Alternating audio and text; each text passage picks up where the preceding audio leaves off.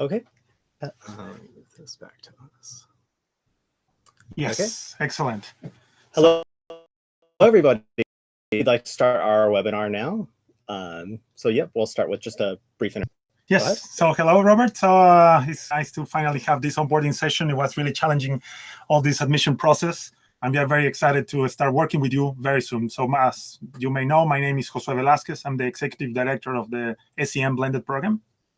Yep, and I'm Robert Cummings. All of you have been communicating with me via email over the past few months. I am the Academic Administrator for the Blended program here at MIT. So I'll be your main point of contact moving forward. And we're happy to be here to give you this first webinar and get everybody on board with the upcoming plans. Mm-hmm. Okay, sounds great. Yep. So let's start sharing the screen with the PPT. All right, so we have now in the agenda, if you want, I can touch it, Robert. So we have some topics that we want to discuss. So at the beginning, we would like to start with a brief introduction about MIT, just in case you don't know anything about this university. We will cover some of the basics, and also about the Blended program. As you know, the most important innovation team. So we will cover in general two more topics. One that is related with preparing you to coming here to MIT, and we will discuss important timeline, schedules, deadlines, services that we offer already to the students that even though you are not here physically at MIT, now you are still part of our community to receive some support in the job search and career development.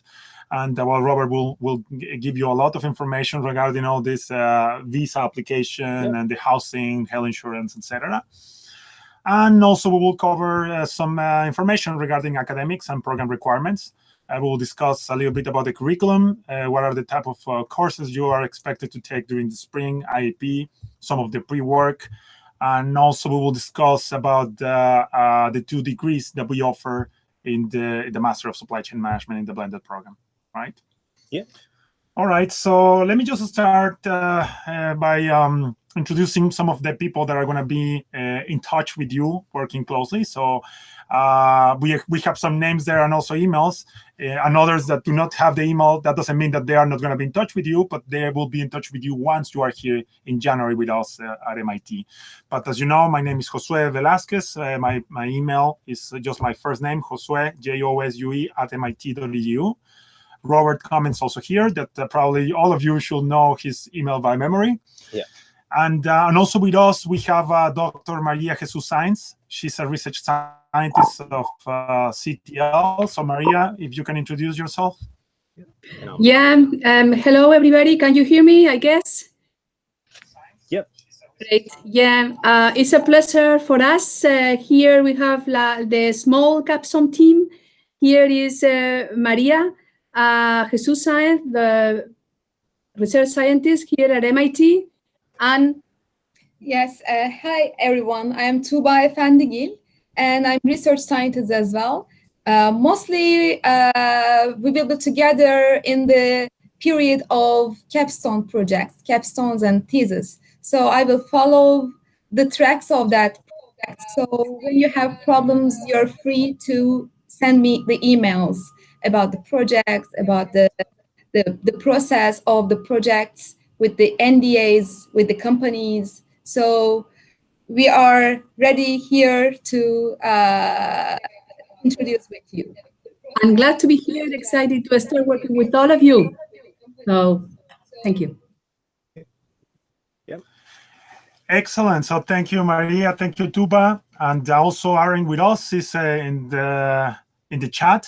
In case you have any questions during the webinar, feel free to write the questions in the chat of YouTube, and we will try to cover these questions either during the discussions we have, and also maybe to make a post just to answer questions that you may have at any time. Yep. All right, so let's go back now to the slides, and let me just continue with the introduction of MIT, give you a brief overview. So as you know, MIT is a private university that has been established more than 150 years ago. And we have around 10,000 students, and 60% of the students are graduate students. This just shows that this is a research university. So we work a lot on innovation in research. And we are actually quite successful. As you may know, MIT is one of the universities that has received more Nobel Prizes awards in the history. And we have interesting figures. For instance, we will have alumni in a region, just considering all the contributions in GDP that they have created, they will be like the 11th economy in the world, right? And as you know, it's been, I believe, for 8 years in a row, if I'm not mistaken, considered by the QS ranking, the most respected ranking of universities, the best university in the world, right? But as you know, CTL is a research center that belongs to MIT. And also we were founded some years ago with the purpose of conducting research and education in the field of logistics and supply chain management. And we have a lot of different projects with different companies, mainly from logistics businesses, but also we have CPGs companies that conduct this. We have multinational companies in different regions. And the idea is that we align our research and our educational agenda to try to cover the new knowledge that is going to shape the field of logistics and supply chain management in the future.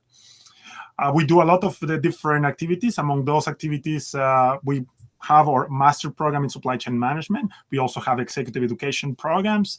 We offer different type of training and research in different parts of the world. And I will show you in a moment also what is the type of agreement and collaborations we have with different centers in the world to really disseminate our knowledge and to reach out to more people in the world. This is some of the examples of the type of projects and labs we have at the center. So we cover a variety of different fields within logistics and supply chain management. Now, for instance, all the work related to freight, humanitarian logistics and supply chain management, everything related to sustainability, covering also responsible supply chains, but also logistics, supply chain innovation, supply chain risk management and resilience. We have work related to data analytics and the visualization lab, a mega city logistics lab as well, working with urban areas. So there is a variety of different topics in which we have a group of researchers and also students that are working to develop projects together with the industry as well and organizations with the idea of really creating new knowledge and shaping the field of our discipline. So you will get the chance to really experience many of these things either through your research projects, your capstans, or also during the classes and sessions that we will have here during the on-site experience at MIT. Now, let me just show you also a little bit of the SCALE network. So some of you probably already know this. So the SCALE network is considered the most important network of research centers in logistics and supply chain management in the world. So we have different governments to establish 5 centers plus CTL that are actually a replicate of CTL in different parts of the world. So we have Logistics Center, which is in Spain. We have Luxembourg, Center of Supply Chain Management, which is located also in Luxembourg in partnership with the University of Luxembourg. We have Ningbo Supply Chain Management and Innovation Center, which is located in China, Malaysia Institute for Supply Chain Innovation in Malaysia, and also the Center for Latin American Logistics Innovation in Bogota. So all these centers are also offering academic programs, right? Some of these programs are similar to the ones that we have here at MIT, like for instance the SCM program, and others have a different type of offers, like for instance in Latin America, the GCLOC program. Now, as you know, it's a new program that has the purpose of receiving students coming through the MicroMasters credential, to the pipeline of students that are working on the online courses we offer through edX. So we have also other centers that are offering similar programs, like for instance, Zaragoza Logistics Center. We have another SCM Blended program, and actually some of you applied for both of the programs, and some of you decided either to come here to MIT or to come to Zaragoza as well. And we have also some accelerated programs in Malaysia, which also grant some credits through the MicroMasters program, so that the students can also go there and pursue a master's degree in supply chain management. So all of these students are going to come in January during the IEP experience that we will mention in a moment. But the idea is that for approximately 2 weeks, we will have around 200 students working together from different nationalities, different backgrounds, different expertise, studies in competitions, taking courses, etc. So this is really a great experience that we call the SCALE conference. SCALE stands for Supply Chain and Logistics Excellence Network, and it's a great experience. So we hope that really you're going to enjoy the experience and also are going to be up to the challenge, right? Remember that you are also now carrying on with the huge reputation of MIT and one of the most important programs in the world. Anyway, so this is the SCALE network. So we will discuss this further once you are here. But as I mentioned before, this blended program now is a new program, and new still because we just graduated this last class some months ago, and it was actually quite interesting and touching experience for everybody. So the first class made us super proud, and they really receive a lot of acknowledgement from the instructors and also their peers in all the skills that you have developed by taking all these courses in the MicroMasters, right? So we are very happy to receive this program, and now figures about the class of 2019 that is going to be joining us in January here at MIT. So the program, as you know, we have students that are took the MicroMasters in different timelines. So some of you did it either in 2 years, 1 year and a half, 1 year. But regardless of that time, all of you really got a really interesting immersion that has a purpose to develop different skills, not just in terms of the content that you learn in logistics and supply chain management, but many of the students that are working on this credential are actually having full-time jobs, which means that you are quite good in organizing your tasks. You are self-disciplined and self-motivated. You really have shown evidence of working really hard and under pressure, right? So to be working and receiving all these lessons many times, even driving the car, it really shows your strong conviction to learn and to develop even more skills. So now coming to MIT is the second part. Here you're going to be joining the SCM residential program. So as you know, we have the SCM residential program, which is a program that has been ranked almost from its inception as the best program in supply chain management in the world. And we have now 40 students that are going to be joining. Also, they're coming in a matter of 1 month, if I'm not mistaken, and they're going to stay the whole year. They didn't do the MicroMasters credential, and in your case, in January, you will join that class. And once you are here, you are no longer blended and residential, but you're going to become SCM class of 2019. So just to give you some figures, the class is mainly dominated by male, which it's also consistent with what is happening in the MicroMasters. So we need to bring more women into the field of supply chain management and logistics.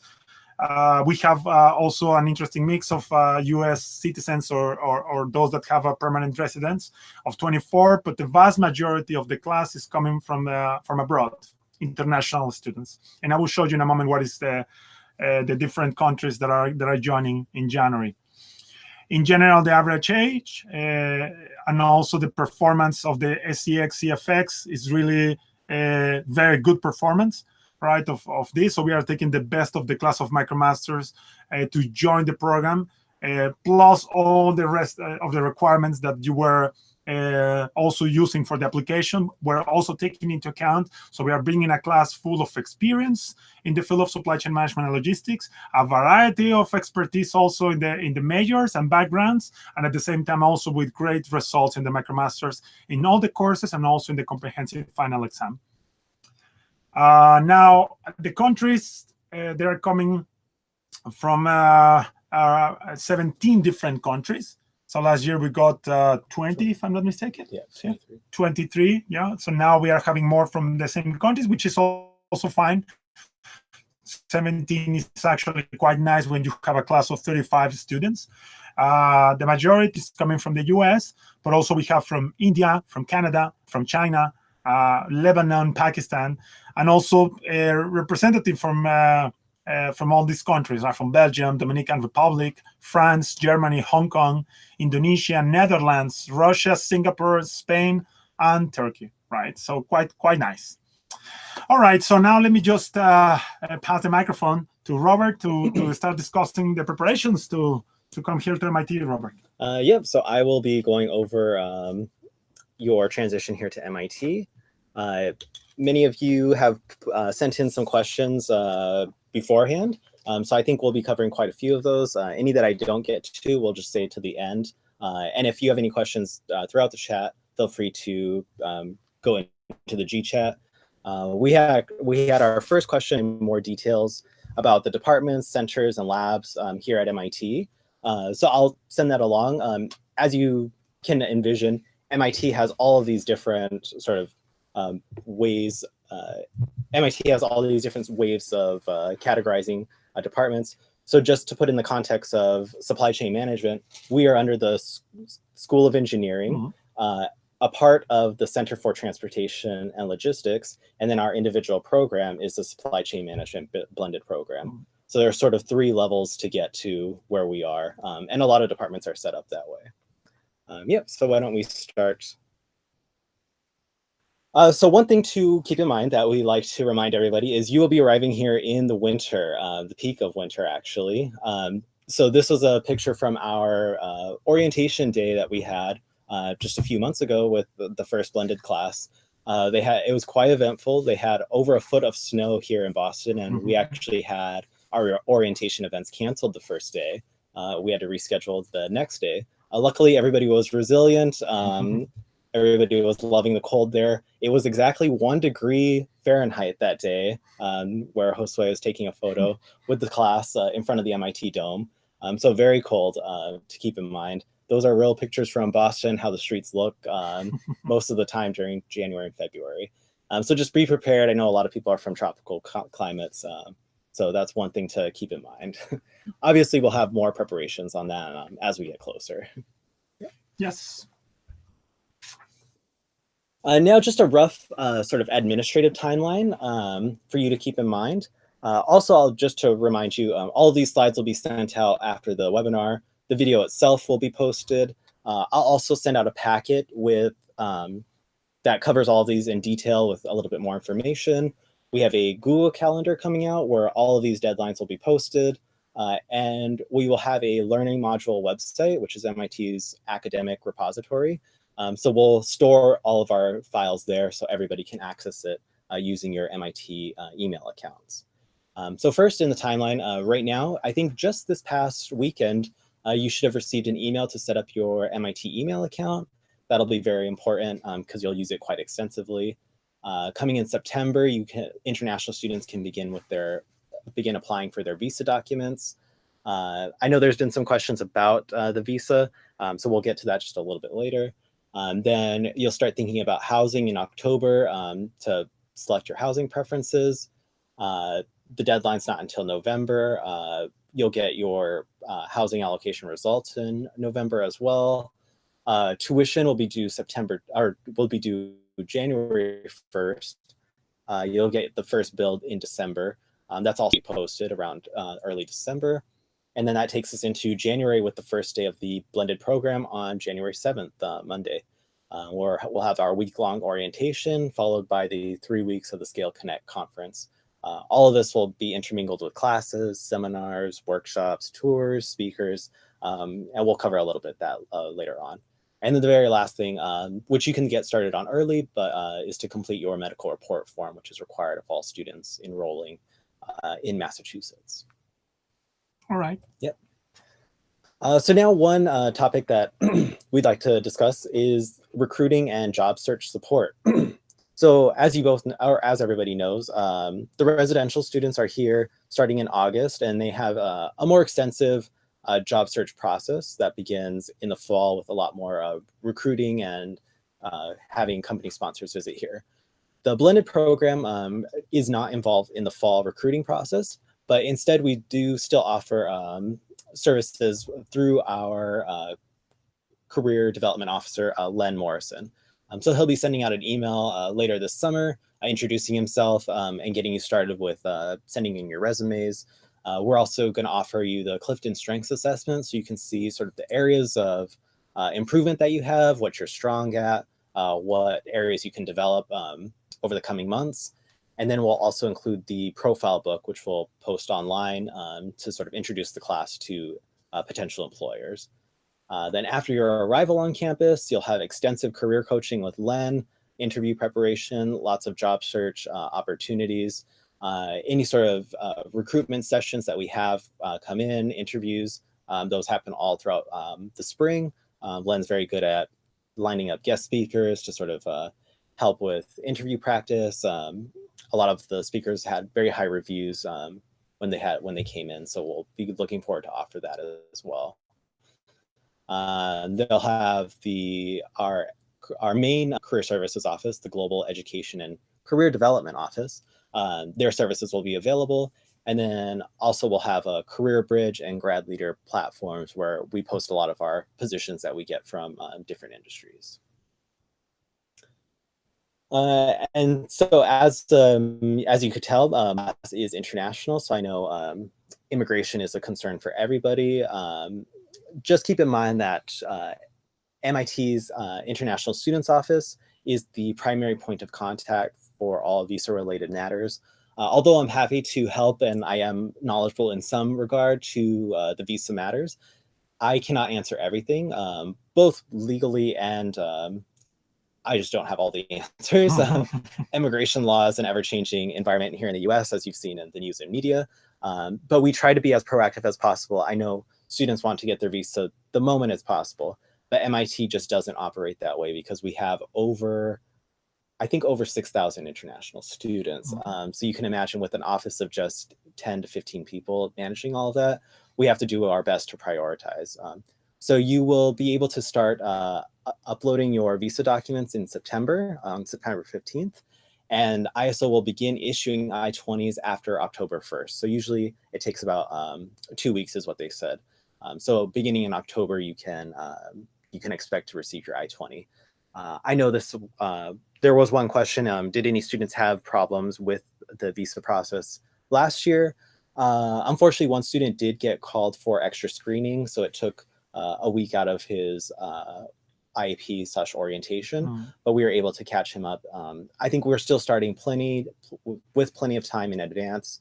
Unfortunately, it's out of our hands. So if you get selected for special screening, you just have to work with your local embassy to meet with their requirements. One point worth mentioning is, as I mentioned before, our program is under the School of Engineering, and your I-20 will be issued under the category of systems engineering. This is sometimes a question brought up by immigration officers. So just keep in mind that even though it's a supply chain management program, it still has a very heavy engineering focus. So that's why we're under the systems engineering category. Students can arrive 30 days before their visa. So as early as early December, you can start arriving. And the proof of funding that you submitted over the admissions period, you can use that again. We just need the official documents now to upload into the ISO system. And then lastly, when you leave, you have 60 days to depart after the completion of the program, which is on June 7th. So a lot of students were hanging around here over the last couple months. I think they have to all start leaving pretty soon. So it is common to travel around the US. We had one question here, the September 15th. It says it's the deadline to request the visa. So that is when the application opens so that you can start uploading your documents. There is no true deadline. I think you should aim to submit by October 15th, actually. So as long as you submit in early October, you'll be in good shape to get your I-20, schedule your interview, get your visa, and arrive towards the end of December, early January. Yeah. All right. Housing. So housing, this is always a hot topic because that's where you'll be spending a lot of your time here at MIT. MIT has a very competitive housing market. Cambridge and Boston is one of the most expensive areas in the US. MIT strives to offer students affordable housing when possible. And in our experience, students interested in on-campus housing actually have a very good chance of getting a listing. So in previous year, we still have to say it's subject to every year because we don't know what the vacancies will be. But for example, incoming fall students, I believe they say 98% of incoming graduate students receive a housing offer. So if you're interested in on-campus housing, there is a good chance that you'll get it offered. And hopefully we'll have a little bit more information in a later webinar about housing. There are no specific move-in dates. It's usually in late January or early February. Since our program starts on January 7th, that means you will need to have a temporary listing during the month of January. MIT has plenty of sub-license listings available. You could also have off-campus housing during that time, but just keep in mind that you will need to move between the end of January and February if you do go with the on-campus housing route. The application deadlines were listed there. Late October is when the application opens. Late November is the deadline, and then they'll announce the results in late November. The rates, as you can see, vary from as low as $800 up to $2,000, depending on what your area of comfort is and depending on what's available. A lot of students want their own studio or one-bedroom apartment, so those might be less available, but residents in shared accommodations are pretty common. I think Ashdown is one of the most popular or one of the most used accommodations here. Yeah. Many of our students also choose to live off campus. MIT has extensive off-campus housing services. Using the email address, you can start visiting this website to see what listings will be available. It's still a little early to look for housing, but you can sort of assess what the market is and get a good idea there. Boston is very cyclical, so I feel like September is a very high move in, move out time period. January is a little less so, so there might be a few, but that's a good place to get started. There's also fraternity and independent living groups. I don't know if any of our students took advantage of this. It's mostly for undergrads, but it's an option as well. And then if you are coming off campus, commuting to MIT, here's some things just to keep in mind. I know we had some questions about what a regular cat like. In the month of January, it is pretty J on campus, 8:30 to 5, even a little later some days during the month of January. But during the spring term, you have some more flexibility to sort of plan your own schedule. Classes will take place starting at 8:30 to 5, but it won't be every day in the spring. When you're looking at places, you can keep in mind that most of our place on the east side of campus, so that's building E51 and E52. So it's very close to the Kendall Square Red Line T stop, but it's a lot further from the Massachusetts Avenue Main Street. It's about a 15-minute walk. So just keep that in mind. I commute to work every day, and knock on wood, it's good most of the time. Parking around MIT is very limited and extensive. It's not usually an option for students commuting. But if you are interested, you can take a look. There's a lot of construction going on around MIT right now, so we're actually in a parking shortage until some of these new buildings come up in the early 2020s. Yeah, but actually, let me just say that the transportation system here in the city is actually quite good. I mean, particularly for those, like in my case, are not coming from here, like usually locals complain a little bit more about the system, but in general, it really works extremely well. And to get some subsidy, it's really a great opportunity. So to walk 15 minutes is not that such a big of a deal, even with the winter in January, and also having all this subway system is really quite good. Okay. Health insurance. Yep. So health insurance is required by Massachusetts state law for all incoming students. MIT fulfills this requirement by auto-enrolling you into our student medical plan and the extended insurance plan. The student medical plan covers like basic emergency room, like if you get sick, you can go in. There's no cost to that. It's included in your tuition. The extended insurance has an additional fee. I didn't list it here, but it was listed earlier. I think it's around, I'm sorry, I don't remember the exact price, but that'll be included in your budget. Around $1,800 is how much you can expect for the spring term insurance. And that period covers you from February till August 31st. So if you stay longer through the 60-day period after you graduate, your insurance is still good. However, it doesn't cover January, so you will have a small fee to cover for January insurance. If you're bringing families, your spouse, children, keep in mind that there's an additional insurance fees for them as well. The student medical report form, if you have a local physician in your hometown, it's great to get that started early. You have to have certain vaccinations. Some of them take a little bit of time to do the full series. So getting started on that early is always a good idea. Yep. And then lastly, so this is where the tuition, so you can see the extended health insurance plan there was $1,834. In terms of planning your expenses out, this is just a rough estimate. So MIT will only charge you for the first 3 items listed there: tuition, the student activity fee, and health insurance. The estimated living expenses is for your own sort of budgeting. This is, I would say, a conservative estimate.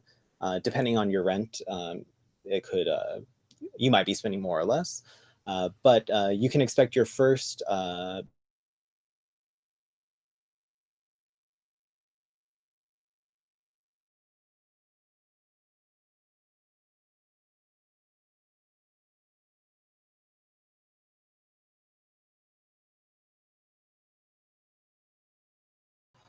we will be posting your during the month of December.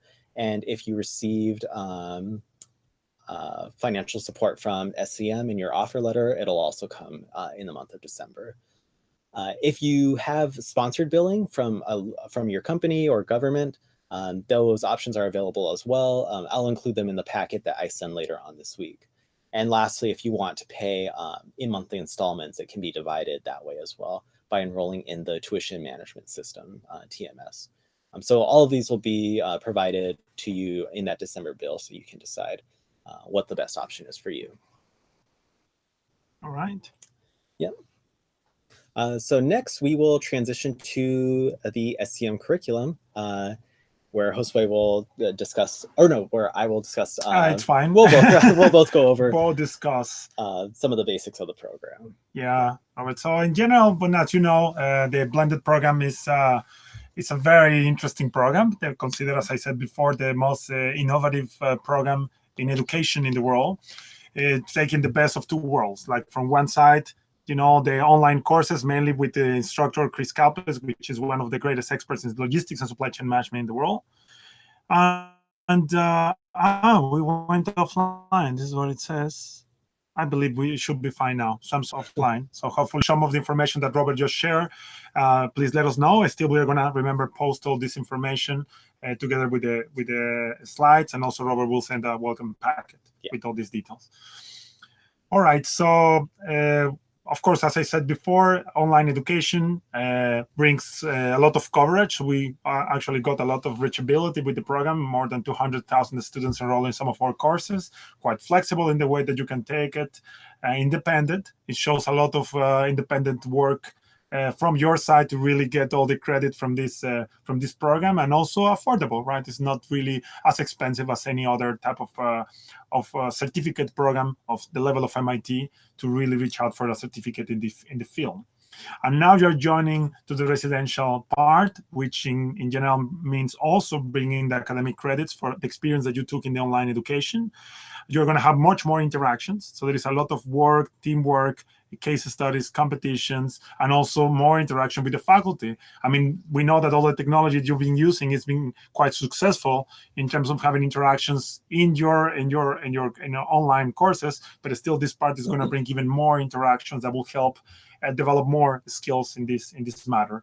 And of course, you're going to have the MIT environment. All these innovations and things that are happening all over MIT are substantial. And one of the main challenges you're going to have here, and we will discuss this deeper once you are here, is exactly what is the amount of courses you should take.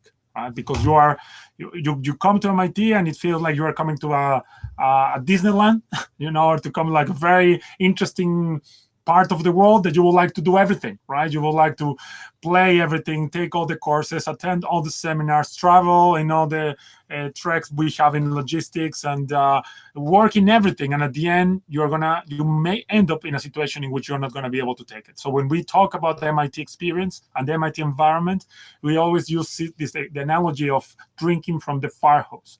So what you're gonna get here is gonna be substantial and very intense. And from your side, it's important to really make the smart decisions so that you can really work out all this in the best way and get the best out of the experience. But anyway, so let's just show a little bit of the curriculum. And Robert, I don't know if you would like to talk about a little bit about it. Yep. And just backtracking slightly, there was one question about the health insurance. So if you have health insurance through a spouse's employer or through other means, you can waive the health insurance. So you won't be charged that amount. But we'll include the waiver information in the packet that you receive in the welcome packet. Yep, so back to the curriculum here. This is just a very rough overview of where all of your units are coming from.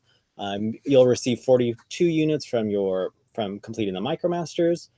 We have what we call core subjects. These ones are required by all of the students, by all of our students here. So in January, we have a full series of courses that you'll take. Some are only one unit, so that's why you can take quite a few of them. We'll get to a slide that shows sort of the breakdown of where. For the spring term, we have our required courses in data science, advanced writing, public speaking. You also have, this year we've created the supply chain study track. So last year, students have gone to Panama and San Francisco. This year, it's a full class, so you'll get credit for that. We'll cover that just a little later. And then the last part is the electives. So we'll have analysis electives and SCM electives for students to take. On our website, we also list management electives. There are some questions about that. Because you're taking so many core classes, there's no additional management electives required. But those are still very popular classes. So a lot of students have taken beyond the 90 units. Actually, I think most students did.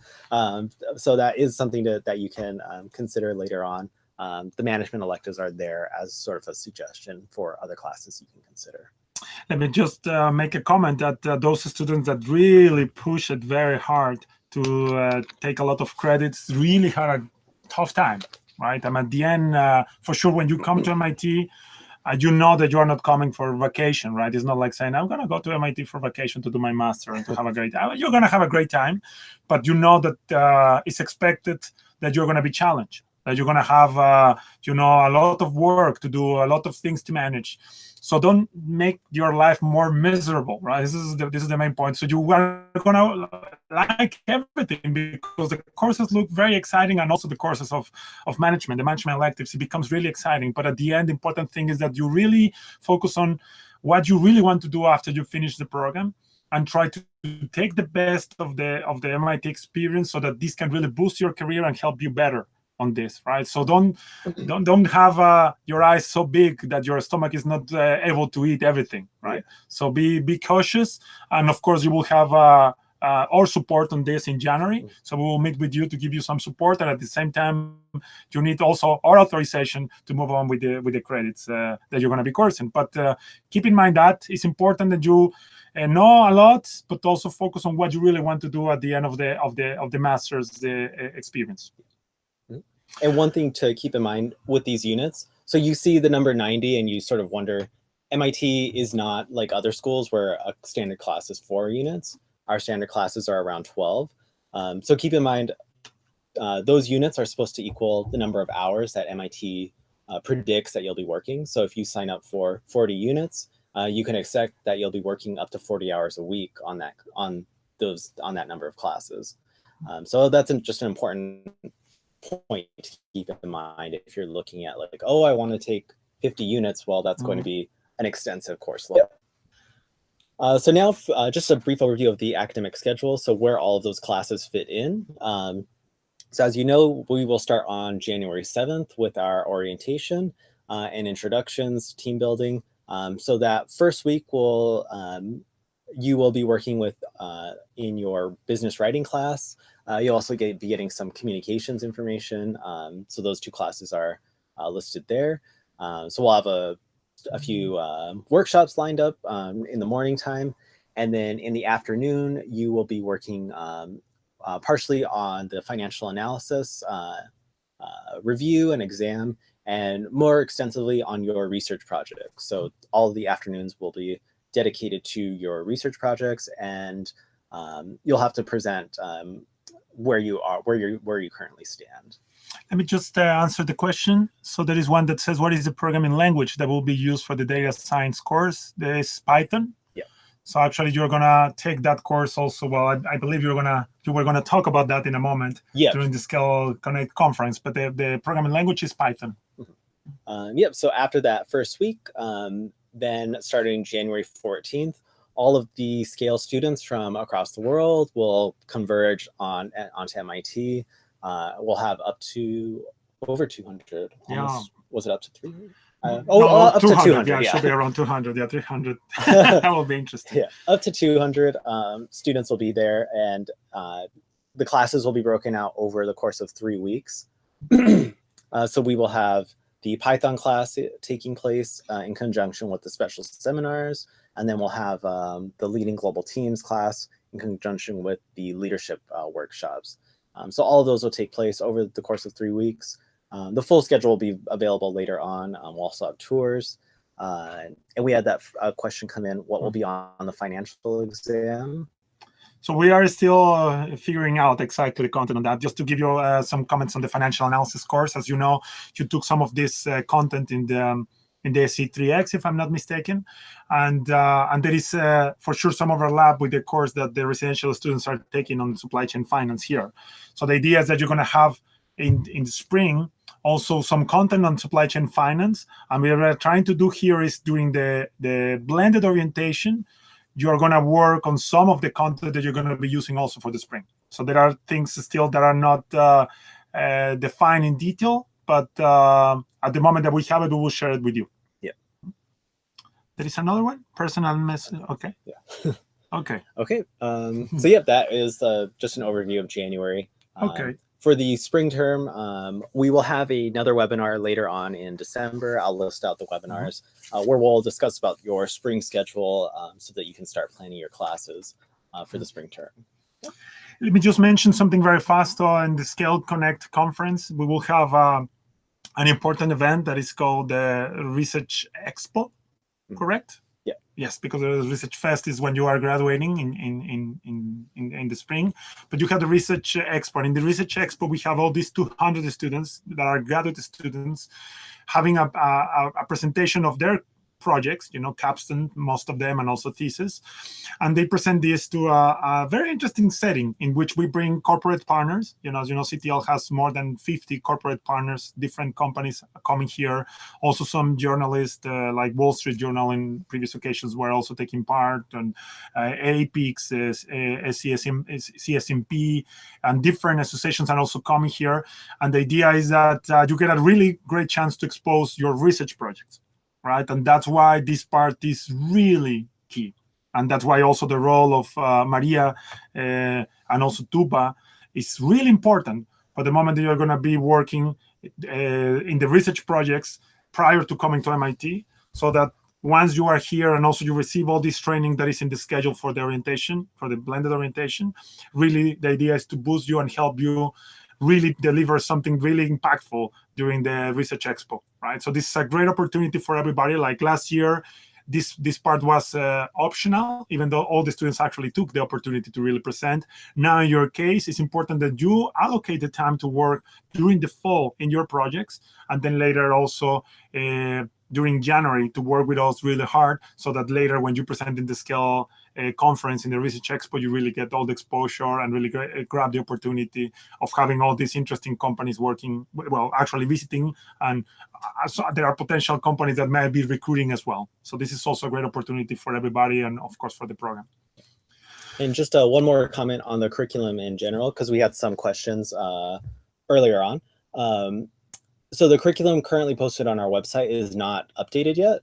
So just keep in mind that we'll be updating it shortly to reflect these new classes that you will be taking. For example, like the Python class is not listed there, so we'll have that coming up once we make those updates on our side. Yep. Right. Okay. Yep. So now, once we move into the spring term, we have some new components that we're adding to the program. So one here is the CTL Research Spring Seminar Series. So this will be an opportunity for each of our CTL researchers to meet with and give you an overview of their research, give you time to ask questions, sort of engage with them.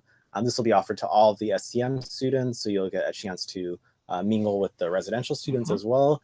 So we think it's just a good opportunity to engage and learn more about the research that is done here, because many of you will be working one-on-one with just one researcher in your chosen area of expertise. But we'd like to give you a broad exposure to all the things that are done here.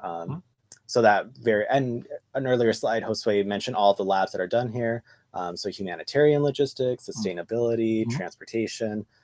So there's really a great number of things that you can learn from this. So I think we're still in the planning process of that, but we're excited to offer this as an upcoming addition to the program. Yep. All right. And another part that we are very excited is that we will be formalizing our study trek.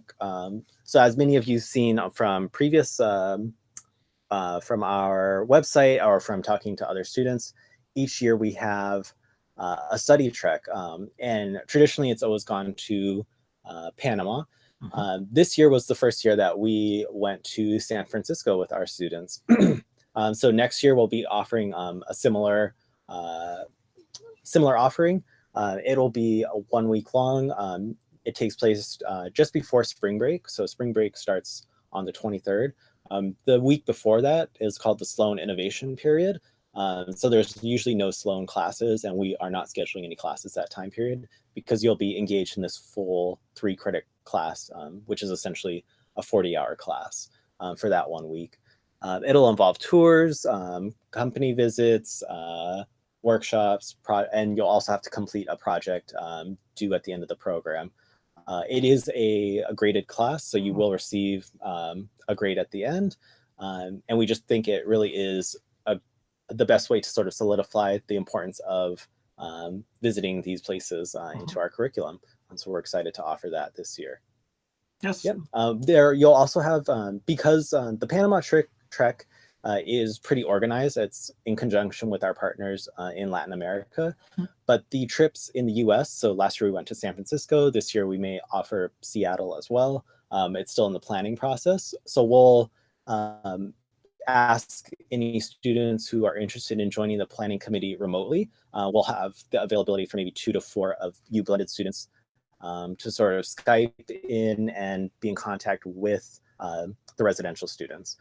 Our intention is that all of the students, both blended and residential, will get to bid and give their preference to which trek they'd want to go on. We envision that it will be a mix, that both treks will be a mix of blended students and residential students.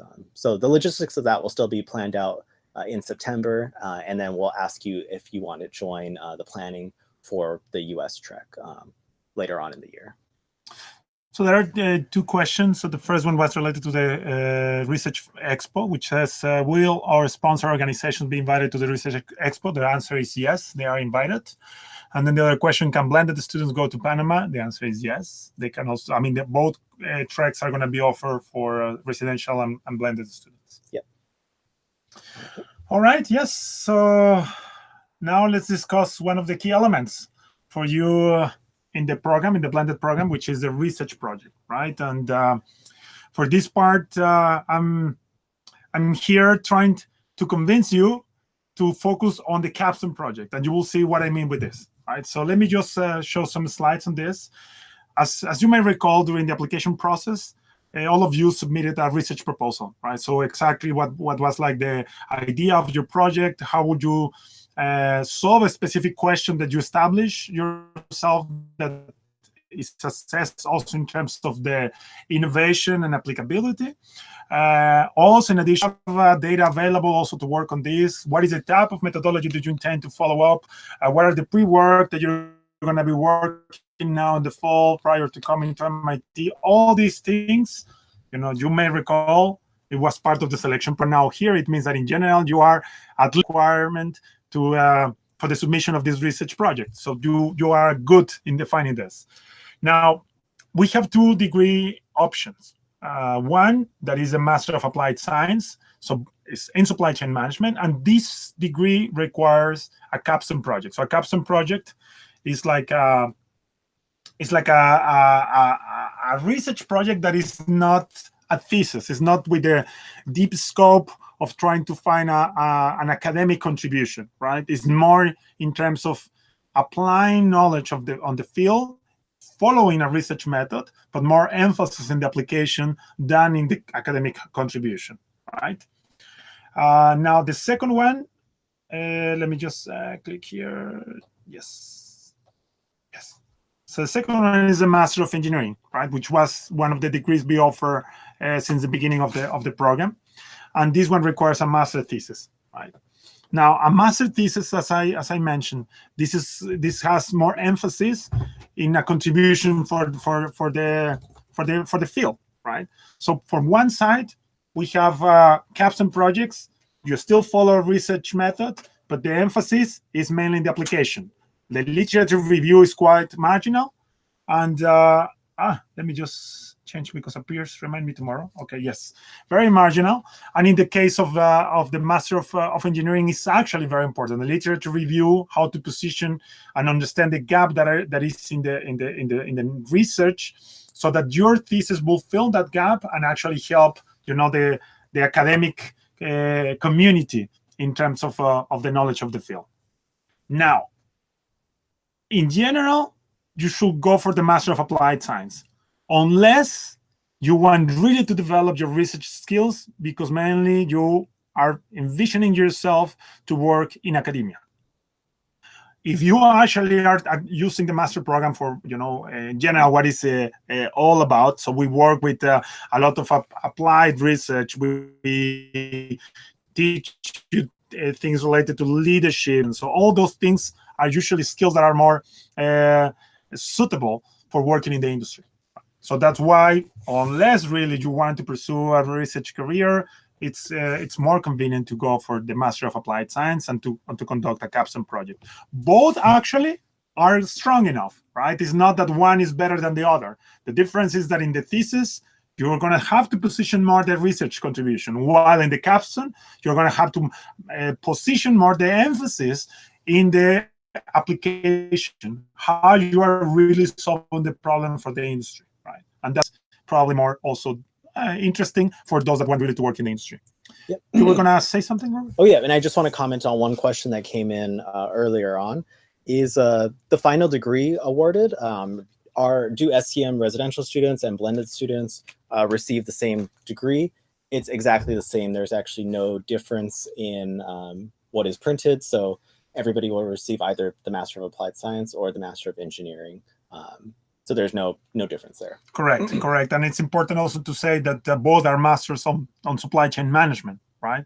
So the only difference is one is Master of Engineering and the other is Master of Applied Science, right? But this usually doesn't really have any impact for the industry, nor for pursuing a PhD degree in the future, right? So some of you maybe, is it possible to pursue a PhD degree later if I do a Master of Applied Science? The answer is yes. The only difference is that if you do a Master of Engineering, you're going to work more on developing your research skills, while in the other, you're going to be working more on applying the research into solving a problem for the industry. So to help better understand this part, let me just show you a couple of slides. So this is, in general, some of my personal thoughts as a researcher, but I believe some of my colleagues will also agree on this. So in general, when we discuss a research, and you have in which you can assess the research project in terms of innovation, in terms of methodology, and in terms of applicability, right? So when we discuss innovation, you could have innovation in the problem. So it could be like a very new problem that nobody has seen ever in the history, right? And that discovery has already a contribution for science. Of course, to test and to show evidence that this is a new problem, you will have really to review all the other problems that look similar like this one. You also need to understand why others haven't really solved this, if this is a problem somebody was actually struggling with this, and then you will have to really follow a different type of approach to validate why your claim of having a new problem is really valid, right? Now, the second is to having the method. So you have a problem that is very well known, but now you are coming with a new idea of mixing meta-heuristics with genetic algorithms and also providing with machine learning and blah, blah, blah, all these buzzwords. And then you're going to come up with a new completed idea of how you're going to solve a problem that is really important. And again, to really test that this is very important and why it's a huge contribution, you will be required to work with all the other methods, or those that are really in the state of the art, that are really having like applications in solving this problem in the past, and why your new method is actually better than that. And you will be required to do a lot of literature review to really show that this makes sense, right? So now, when you work with applicability, this changes slightly, because the challenge here is to work with real data. So many of the research that you can find in the books is actually coming from very interesting academic settings, which means, we have like a simplified, a lot of assumptions so that we can really understand the managerial insights. And just to give you an example, the EOQ model, right? So EOQ model in practice probably is not very much applicable, but can give really insights into the understanding of the setup cost and the holding cost, right? And then how you actually balance these decisions so that you can find the best order quantity. But again, if you want to translate that into real data, when you have thousands of SKUs and you have a lot of variability in the demand, lead times, a lot of information, how you can really work with this data to try to converge into a theoretical model. This is really a big challenge. So just to work with the real data, just to clean up the data, just to make sense of the data, to really work on a research question or a hypothesis, really brings a lot of skills that actually are very much needed for the industry.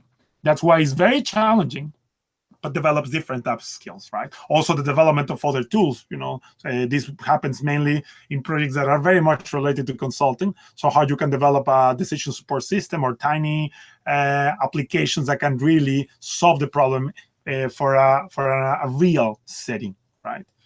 And of course, as I said before, when you are going to work either in one or the other setting, the way that you're going to approach this is your methodology. And you can work on this through mathematical modeling, run experiments, or conduct some simulations, or have some case studies and surveys that you're going to be using. So all these things are actually helping, the way that you're going to model your problem and also set the expectations of your research. So just in general terms, when we discuss a capstone, usually this is the intersection that we are discussing, which means you have applicability, you need to use methodology, and sometimes you can also have innovations, right? If you have all these three, that's fantastic. It means that probably you're going to be getting an acknowledgement or an award as one of the best capstones of the SCM program. But as far as you are also in the part of having sound applicability with a strong methodology, that is good enough. Who are the stakeholders of this? Of course, always your advisor, but also the company that you're working on, the one that is sponsoring your project. Now, the thesis is probably more in this sense. And again, the thesis can also be in the intersection of the three, which is fantastic. But in general, you really try to position the innovation of your research, how this is making a contribution for the field, and what is the type of methodology you are using, right? And of course, you can have some real data as well to test. I mean, in our case, we will push you even if you pursue work with real data. But the emphasis will be more into defining what will be the contribution of this thesis in the field of logistics and supply chain management as a knowledge, right? So I hope that with this one is quite clear. So just before we go to the questions, because I believe we have some, this is always like the discussion. How do you understand the phenomenon that is observed in practice, and how do you develop new concepts for the theory, right? And thesis usually is here, capstone is usually here. All right. So shall we answer the question before I continue? Yeah. So it says, what if the topic does not really apply to one specific company, but is really cross companies? Oh, it's even better. But I'm going to try to define like different ways to understand the question.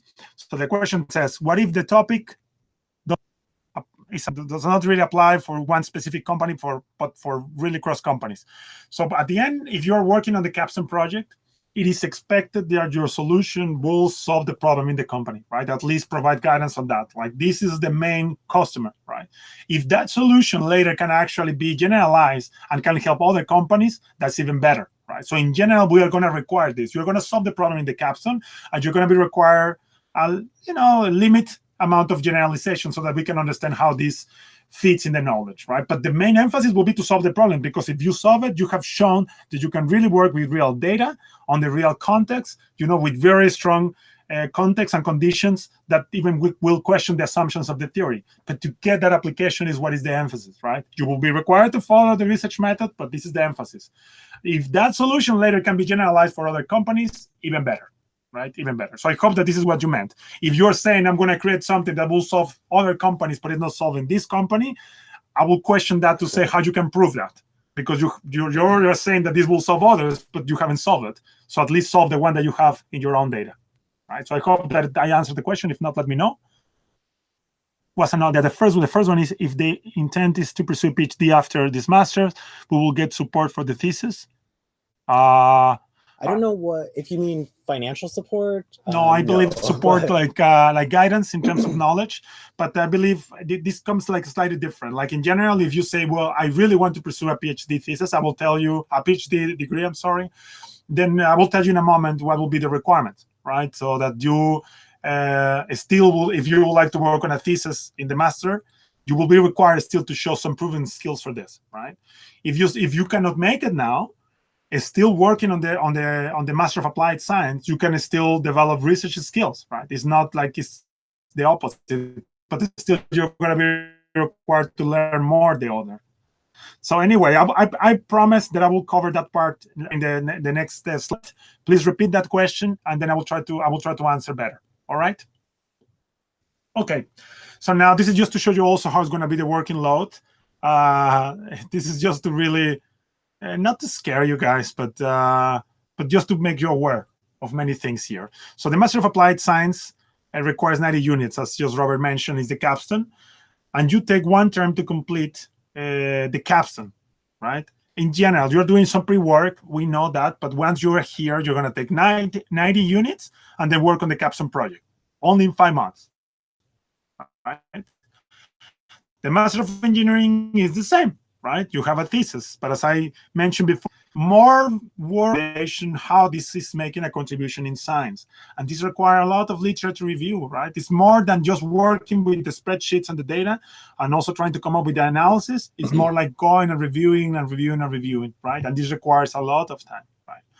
So now, to compare the load that you're going to have with other programs, this is the Master of Science in Transportation from Civil and Environmental Engineering, the MST. Also requires 90 units, but this one has 4 terms to complete the thesis. So 2 years for the students to complete. Also the 90 units, right, yeah, Robert? That's correct. So instead of having 5 months, well, 5 months for you will be like half of this, right? So you have also done the MicroMasters, but instead of only having the 5 months they're going to have, they have 2 years, right?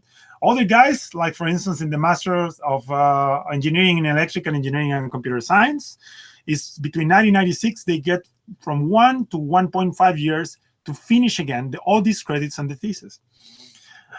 So anyway, just consider this when you are planning your working load. So you're going to be working on the project. The project, it really requires a lot of time. It's a substantial part of the program, and that's why first we requested from you your research proposal, because we want to make sure that you have at least the required skills to really finish this in a very short period of time. Now, second, that's why Maria and Tuba are going to be in touch with you, because this is really important. And we are going to be working very closely with you during the fall so that all this pre-work is done perfectly, so that once you come here and also work again in the orientation of the blended program, you're going to be really on track to finish the capstone and or thesis on time. All right, so keep calm and do your research. Okay, Josué, so let's just discuss now the requirements to select the research project. Josué, Yes, sorry. can we say something from here? Sure, Maria. Yep. Yes.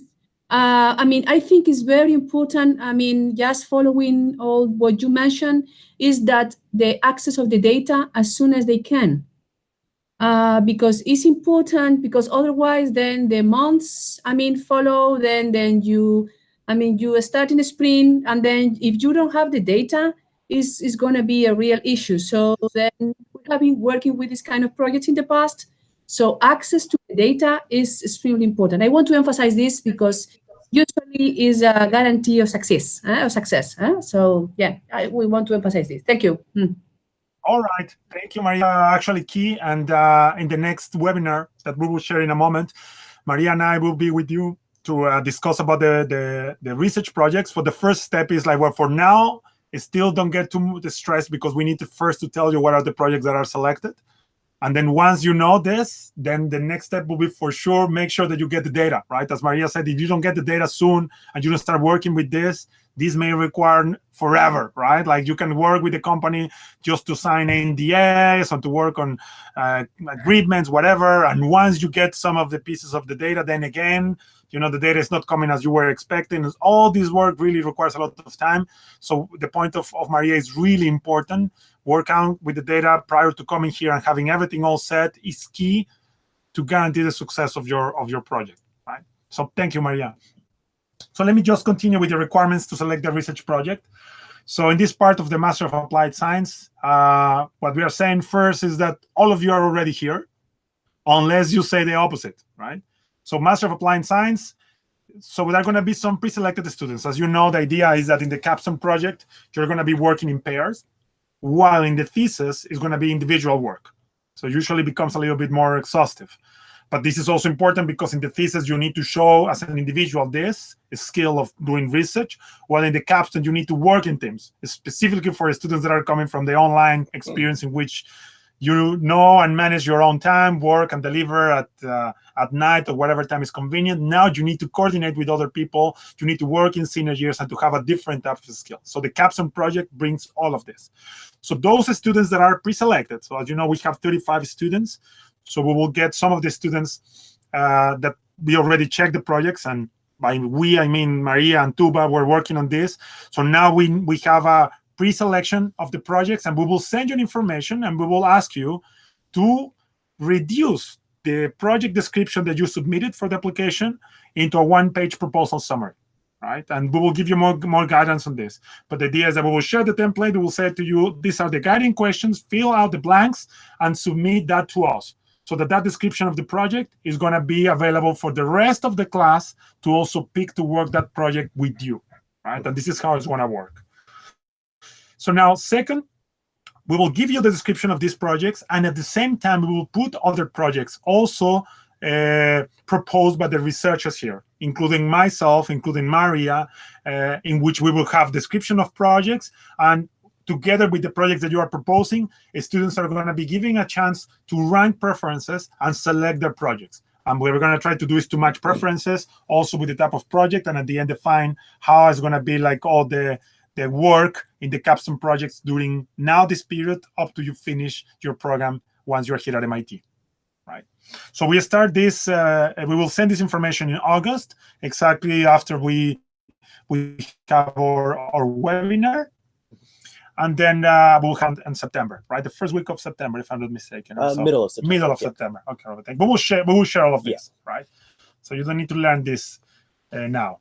So you will be required to complete your pre-work. This is very important to guarantee your success, and also think about the Research Expo. This is a great motivation to have everything, or not everything, but as much as you can, so that you can really come to the Research Expo and get all the exposure with all the corporate partners that are going to be there. And we'll go over those assignments in a later slide. Yeah. Yes. Thank you, Robert.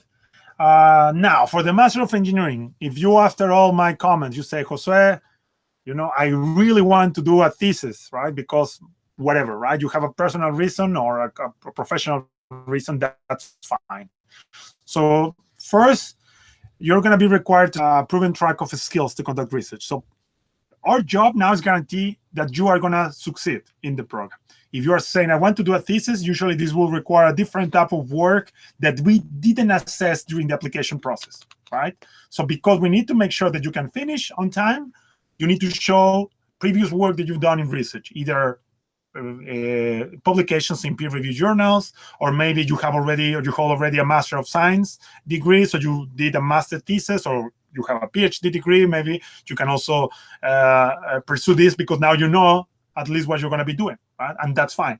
So you're going to be required to show any evidence you have on research.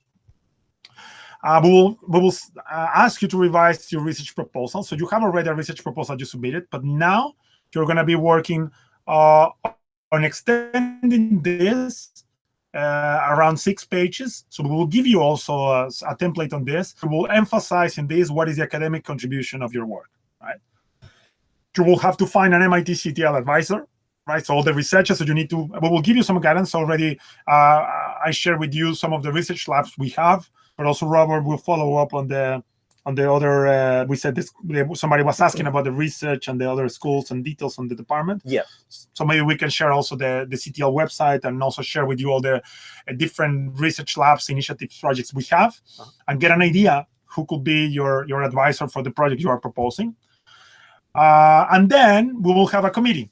And in the committee, we will review your proposal, and we will decide if your proposal has the potential to be considered for of a capstone, right? Once this is done, assuming that we say, yes, your project is accepted, then you will be required still to do some pre-work, the same as in the capstone project. Now, this is an important thing. The fact that we have accepted the project here, the proposal, that doesn't mean that everything just will go smooth and we will not get to check in certain moments if you are going in good track or not. So we will have a period of probation, right? And then we will meet in January again with you and the committee. So we will ask you some progress on this, and then we will check, and considering all the progress that you have done, if you're still in good track to finish, right? And in this committee, we will decide if you continue or not, right? And the thesis, if not, we will have to make a decision probably to switch your project into a different scope, more related with the work of an industry, to develop more the applicability skills that we mentioned before, which means changing your project for a capstone, right? Then we will have also the thesis progress meeting in February. And again, in every of these moments, we will have a time to say, your project cannot be considered a thesis, but a capstone. And then if this is the case, we will make the change. And then we will have the final in April. If you pass this final meeting, it means you are in good shape to continue. And then now we are all with you to make sure that you will finish. We will be with you always, right? I mean, don't take me wrong, but it's now we are really convinced that the project is sound to prove an academic contribution. Now, all this trouble is not because this is more difficult than the capstone. We are not saying that. What we are saying is the way that you make your application for the project, we conducted an assessment of your skills to conduct a capstone project, right? So that you will be boosting your career to work in the industry. But to test that for the thesis, now we need to do something like this, just to make sure that you also have those skills. If you have them and you want to do it, so let's do it, and we will help you to work on this. But if not, let's then work in the capstone, which is maybe practically the essence of the program that we have here, right? All right, so projects may be switched, as I said before, in critical meetings. All right, Robert, yes. And it looks like we just have 2 questions that came in about the process. Mm-hmm. So one, selected students already been informed after this webinar. So this week, you'll receive several emails from us. One will be informing all of the pre-selected students if your project has been pre-selected. Mm-hmm. If it hasn't, we'll still send you an email as well, and just saying that unfortunately we couldn't select your project. Another question we had is, can we change our projects if we want? So I assume this means changing the project that you had originally submitted in the proposal. So we need if we send you when we send you the email to ask you to prepare the 1 page, then you need to respond and also explain why this is happening, right? Yeah. But in general, we are not considering that this is going to happen with everybody. So it should be like an important reason, because one of the things is that you should come with your own project to work on this. And the only reason you will not be working on this is mainly because your project hasn't been selected. Right? Yeah. But let's keep that conversation once you receive a notification, whether your project has been selected or not. Yeah. And one important component to also keep in mind that we'll include in the email is we'll include a small packet to discuss with your companies if you're working with a company on your project, so they can get an idea of the NDA that they will be expected to sign with MIT. This is just informational at this point, but it's important to have that discussion with the companies to make sure that it's a viable path to pursue. Yeah. Fantastic. Thank you, Robert. So have you more questions? Yes. I think we have one more question. It says, if I am very interested in my project, that's great, but I still think it is a more thesis than capstone, but I have no prior experience in research, but I have free time. But that's why it's quite suspicious. But if you want to give it a try, as I said, well, the question, let me just say it because we didn't say it out loud, but it's like saying, I don't have any prior experience in research, but I believe my project is more like a thesis, and I can actually work now between September and January to either develop more research skills or something like this. It's possible. So the answer to your question will be, if you really want to do it, work out the proposal. And once you revisit your project in the 6-page proposal, we will tell you if this works or not. And if not, then we will tell you at that time so that we can switch and include your project, or either include you in the bidding of the capstone projects that we will do in the middle of September. Right? And we had one more question. If your project is not selected, how do you coordinate with the person who might be in a different country, working for a different company? So that is part of the goal of the project, is that you will be working with somebody who's in a different time zone, coordinating with our CTL advisor here. So that's just part of the logistics of managing the capstone as a part of the blended program. So you will be working in a team with another person and with your advisor here. And actually, it was really nice. It worked really well last year. So there were students, working, for instance, to Japan, having all these phone calls. Even and at that time, with these students, I was the advisor together with Carla, and it was really quite interesting. Right? So how they coordinated, how they work, how they propose different ideas. Even if one of the projects was with one sponsoring company that was not related with the other student, still to learn from another company, to learn from another student is really a great experience. So embrace that, is really nice. So now you're going to start moving towards a new experience of collaborating more than having your independent work for the last maybe 1.5 years or 2 years that you've been working on the MicroMasters. And this is something really interesting that will really complement your skills for the master program. Right? All right, so I see, yeah, that's it. So let's go now with the pre-work timeline. So as we said it before, work begins prior to coming to MIT. Students receive a pass-fail grade for completion of this pre-work. Yeah. Right. Later on this week, so as you can see the timeline here, by this Friday, we'll send out all of the project announcements. I'll also send out the link to our website that we will be storing all of your homework assignments or all of your pre-work assignments, the 6 listed here. You'll be uploading them to, we call it Stellar. It's MIT's course management system. So just briefly going through the project selection process that we will take place now until September. So you'll get your pre-work assignments. You'll have a generous amount of time to complete the 1-page capstone summary of those pre-selected projects. Thesis proposals, if a student did pursue that, it's due by August 24th. The project proposals will be sent, and we'll have our webinar on August 28th. And that'll give you a chance to review all of the projects in time for bidding, which will be on the 17th of September. We have this sort of timeline in mind so that thesis proposal students, if your project is not approved for a thesis, you'll still have time to participate in bidding. And all of this timeline is very much coincided with the residential students as well. So they're doing the exact same thing. They'll be getting their thesis proposal announcements on the 24th. They're doing bidding the week before, so it's very much in line.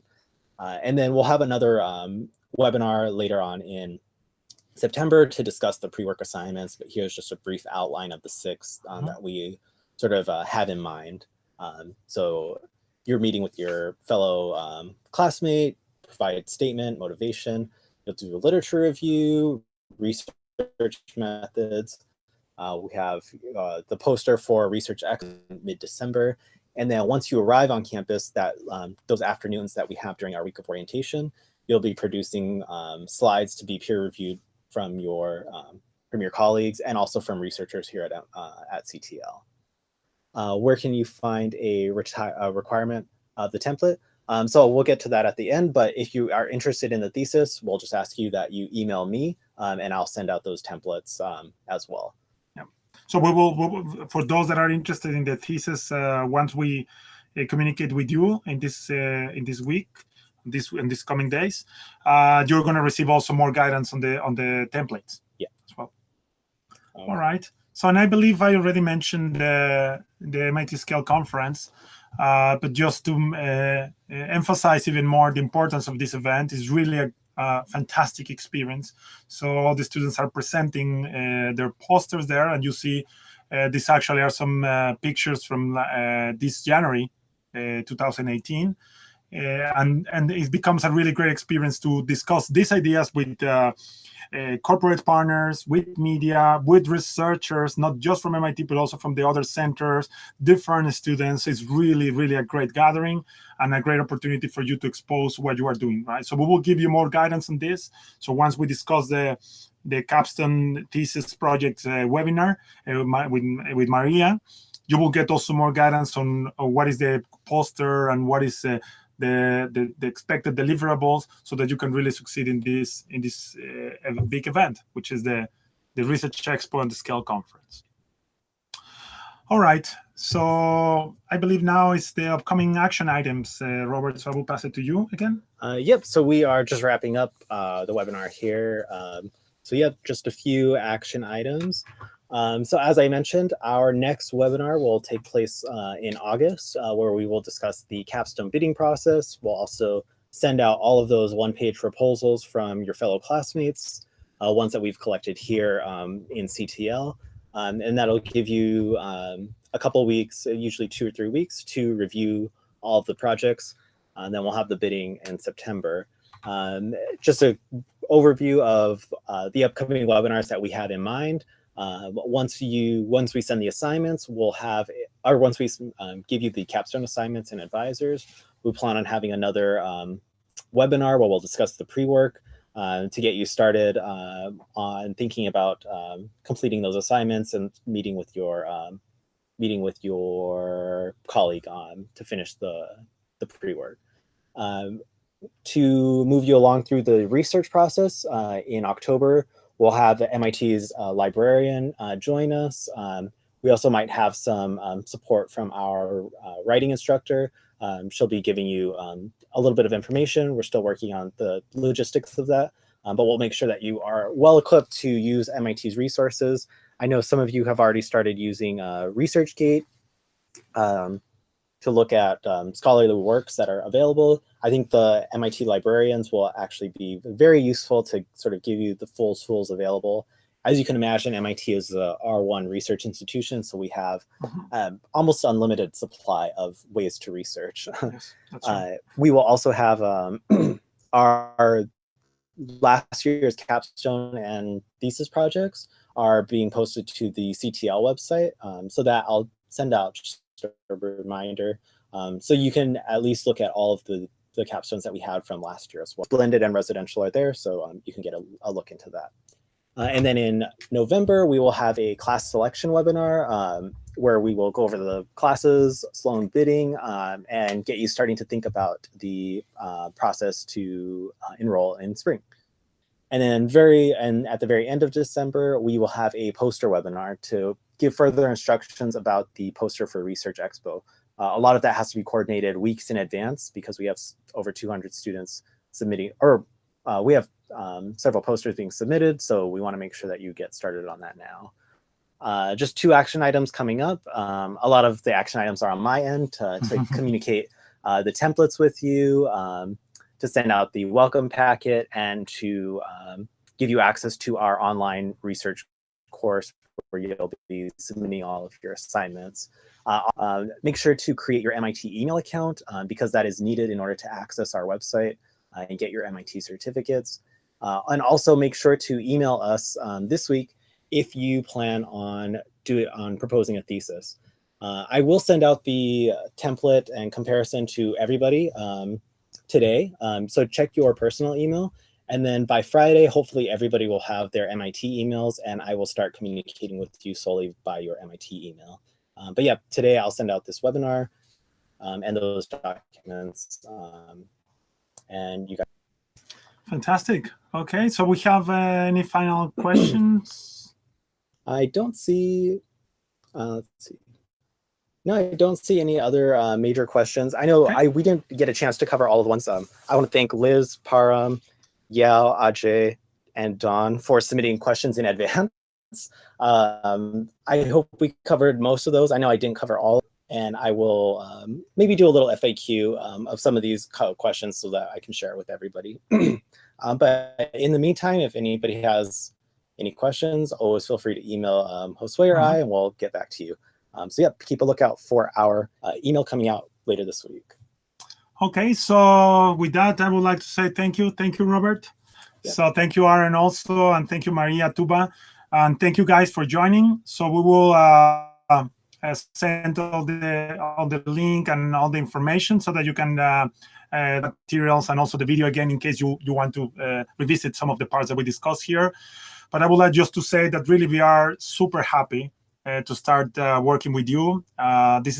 It was like a welcoming for you now taking part of the MIT family, particularly for one of the most important programs in the world, which is the Blended program. We have very high expectations on you, and we know that you will not let us down. So thank you very much for all your effort you have put until this point, and also during the MicroMasters. And now, welcome to the new adventure of the Blended program. We really are happy to work with you, and let us know if we can be of any help during the whole process. We will see each other very often now prior to coming to MIT. Yeah, and we'll just say bye to Maria and Tuba as well. Yep. Bye, guys. Okay, bye. Okay. We'll see you next month. Bye.